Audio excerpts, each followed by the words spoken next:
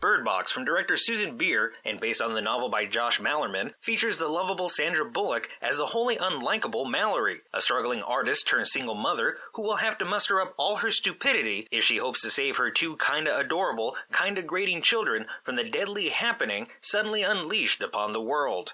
Because Bier couldn't be bothered to present anything remotely resembling a watchable movie, or anything resembling a compelling story, engaging character work, horror, tension, drama, or much of anything else one might expect from a movie, I'll simply share my tweets from my viewing of Bird Box. Oh, and while there is quite literally nothing of value or substance to spoil in Bird Box, please note that those compelled to avoid such things also avoid this movie. Also, the rest of my thoughts on my awful viewing experience. Wouldn't it be easier and relatively kinder to simply blind the children? The blindfold thing is infinitely too risky for small children.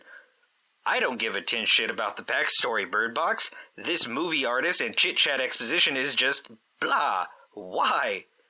This movie is trying really hard to coerce me into caring about the paper cutouts standing in for characters. And I like Sandra Bullock and Sarah Paulson already. That's the wrong kind of heat movie. Despite the chaos, everyone is stupidly calm about the happening in Bird Box. Like, stupid calm. So far, the happening did it better. Raise a Cult's best customer is apparently in Bird Box. Why the box? Why the box? Is this movie about the fucking happening, or is it about a mother and her two kids surviving in a post-apocalyptic wasteland with a seemingly convoluted premise? What's the hat-on-hat equivalent when a movie introduces a second pregnant woman for the sake of lazily tricking you into caring for bland, uninteresting characters in a somehow bland, uninteresting movie? Your wife is dead, Doug. Shut up and let someone die, so the movie can get interesting for a minute. So, the happener can't get into any houses in any way? Is the fucking sky evil? I don't know what's setting off all these people, but watching Bird Box has me questioning this whole living thing at the moment, if only because I don't deserve it for having elected to continue watching Bird Box. I told you so? Really, Doug? I'm glad your wife killed herself. Glad. Dick. Fucking hell, I just want the movie to off itself at this point. Are we really going to pretend we didn't see two people fucking unnaturally quiet? Why would it drive everyone to kill themselves, except for that one asshole? Is the goal of Bird Box to literally be unwatchable? No, GPS won't fix this we can't drive blind problem movie. We just saw the roads filled with bodies and wrecks and stupid. Also, how is the navigation shit all up and running?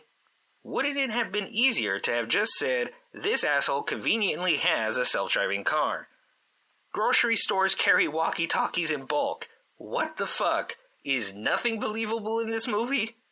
What has everyone believing being inside is safe?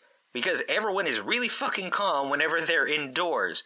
Why? There is no reason to constantly break the tension, Bird Box. How have those birds not killed each other? It's been several days of no food and water. Why would they even take one of the two pregnant women? Literally no one cares a dude just killed himself to save everyone. Dude died a hero, and nobody really fucking cares.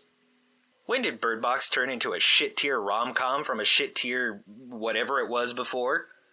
I wanted to toss that box and those kids into the river anyway. Just saying. Legit thought that kid figured, fuck this, and was gonna hang herself. It's that sort of movie. When did Doug become the voice of reason? Damn near nothing in this movie happens organically, let alone convincingly or interestingly. My wife chimed in at one point with, this sounds like Minecraft music. Willing to risk 3 people to save yourself some guilt from having to sacrifice one? That's fucked, Sandy. And now, a 2-line sketch. Nobody sets out to make a bad movie, said Mr. Cliché. Oh, yeah? Replied Mr. Bird Box. And then my wife chimed in again. How do you make something worse than the happening? How indeed. And finally, Bird Box was so bad, it legitimately ruined my high. The fuck do you make a movie that negatively impacts weed?